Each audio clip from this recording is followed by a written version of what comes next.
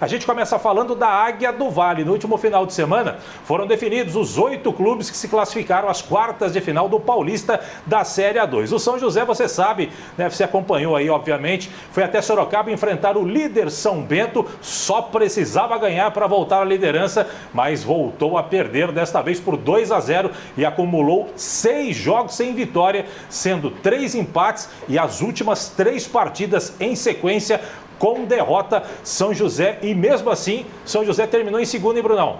Pois é, dado alguns tropeços, né, da Ferroviária, que empatou em casa com o Primavera, mas o São José conseguiu uma boa colocação, já ia terminar entre os 4, né, ou seja, ia decidir a vaga nas quartas de final em casa. É importante também ficar em segundo, porque caso passe a semifinal, também tem essa vantagem de poder decidir em casa. Então é importante para o São José essa segunda colocação dos males na tabela de classificação, dos males o menor, mas é lógico que essa sequência aí sem vitórias, ela acaba incomodando um pouco, né? Mas é importante lembrar que o São José fez um bom campeonato. Lógico que entre eu estava vendo uma tabelinha entre os 8 primeiros ali, o São José ficou em quinto lugar. Então, né, entre o pessoal do G8 ali, o São José não foi bem. Mas agora é outro campeonato, mata-mata, já é outra história.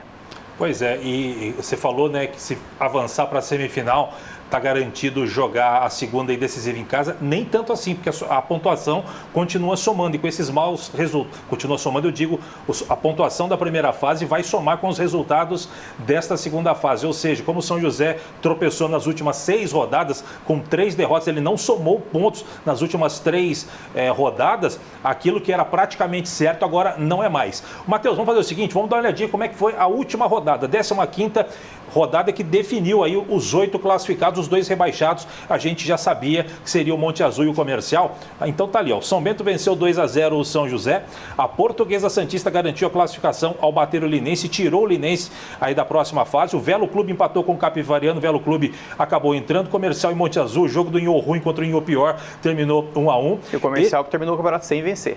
Exatamente, bem lembrado, realmente um time de tradição, de história, terminar um campeonato, seja ele qual for, sem vencer, realmente tem muita coisa errada por lá. Noroeste 5-1 no Taubaté, um resultado, aliás, essa goleada do Noroeste aí, classificou o Noroeste estava vencendo por 4-1, já era um resultado fora dos padrões aí, e o Noroeste acabou fazendo o 5º gol, que classificou o Noroeste à próxima fase. Ferroviária e o Primavera, esse resultado ajudou o São José, aqui esse 1-1, Ferroviária e Primavera. O Oeste tomou uma sapecada lá no Brinco de Ouro da Princesa, 4-0 para o Juventus classificado, 15 de Piracicaba perdendo em casa, que muito estranho também o resultado.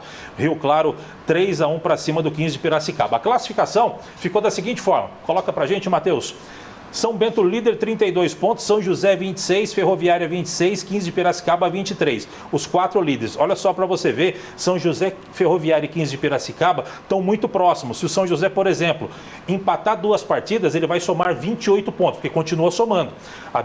Uma vitória na primeira partida das quartas de final vale 3 pontos, um empate vale 1, derrota não vale nada. Então vamos imaginar que o São José avance para as semifinais com 2 empates e passe nos pênaltis. Ele vai somar só 2 pontos e vai a 28. Uma vitória simples da Ferroviária em uma das das partidas já ultrapassa o São José em número de pontos, e aí, se houver um cruzamento, o São José pode ter que enfrentar um adversário que fazendo o primeiro jogo da semifinal em casa. Mas isso aí tem muita coisa para acontecer, tem que ver aqui também os outros confrontos. Mas enfim, esses aqui são os 8 classificados: São Bento, São José, Ferroviária, 15 de Piracicaba, Santista, Juventus, Velo Clube, e o Noroeste acabou beliscando aí a última vaga justamente por conta do saldo de gols. Você vai ver aqui, ó, o Noroeste tem 5 gols de saldo, vai virar a tabela agora? A gente vai dar uma olhadinha ali, ó. O 9º colocado, que é o Rio Claro, tem a mesma pontuação do Noroeste, tem o mesmo número de vitórias, mas o saldo de gols, olha aqui, ó, menor, por isso que o Rio Claro acabou ficando de fora e o Noroeste entrou. Linense ficou de fora também, Primavera, Taubaté, Oeste e Capivariano, Monte Azul e Comercial ficaram na rabeira e estão rebaixados para a Série A3. Brunão, dos 4 primeiros, os 4 primeiros se mantiveram. Em primeiro, segundo, terceiro e quarto, tivemos só alteração justamente do 5º ao 8º. Que era realmente o que ia acontecer, mais ou menos, né? Tava se desenhando ali 3, né? Porque até o 5º lugar estava mais ou menos ok, então eram vários times ali para 3 últimas vagas. Então, acabou se desenhando mais ou menos assim a tabela. O 15 de Piracicaba, que começou mal o campeonato, começou empatando muito. A Ferroviária também começou empatando muito, mas do meio para o fim do campeonato, eles conseguiram vencer os jogos até fora de casa, conseguiram os seus lugares até em terceiro e quarto lugar. Então, importante para a Ferroviária e para o 15 de Piracicaba. Pois é. Ô, Matheus, coloca pra gente então, as quartas de final ficaram definidas assim, os jogos de ida. Já no próximo sábado, 3 da tarde, tem Noroeste e São Bento, jogo lá no Alfredo de Castilho. Também no sábado, Velo Clube recebe o São José lá no Benito Agnello, lá em Rio Claro, jogo 7h15 da noite. No domingo, 11 da manhã, Juventus e Ferroviária. E no domingo também, 11h10, porque é jogo da televisão, Portuguesa Santista e 15 de Piracicaba. Jogos da volta, já será na outra quarta-feira. Muda aí pra gente, Matheus, jogos da volta, quartas de final, todos realizados no dia 27, a outra quarta-feira, Ferroviária e Juventus, São Bento e Noroeste, São José e Velo Clube, jogo marcado para o Martins Pereira às 8 da noite, 8 da noite também, 15 de Piracicaba e Portuguesa. Brunão, dá pra gente... tem favoritos? Os 4 primeiros são favoritos nesse confronto ou agora realmente mudou o campeonato? Os times estão se reforçando aí, Brunão? Eu acho que desses confrontos, os 2 primeiros, Juventus e Ferroviária, a Ferroviária é mais time e favorito contra o Juventus e o São Bento também é favorito. Contra o Noroeste, apesar do Noroeste ter o bom técnico e ter um time interessante, né, o artilheiro do campeonato, então vai ser uma briga boa, mas acho que o São Bento é o favorito.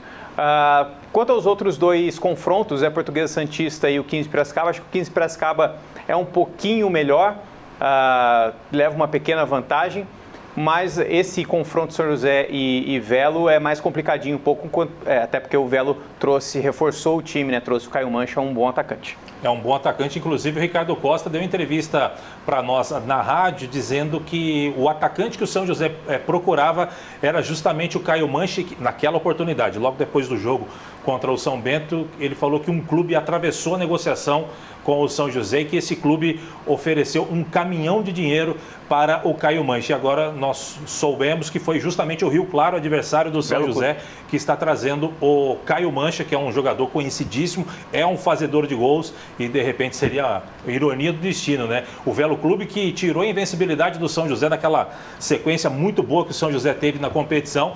Tentou trazer o Caio Mancha, estava praticamente acertado, apalavrado. O clube que atravessa é justamente o Velo Clube, adversário do São José. Então, vamos aguardar, vamos acompanhar. Na sexta-feira a gente vai trazer mais detalhes do São José com relação a esse jogo contra o Velo Clube. Repito, próximo sábado, 19h15, lá em Rio Claro, Velo Clube e São José e Velo Clube. Jogo de ida das quartas de final da Série A2. Sexta-feira, mais detalhes para você, tá certo?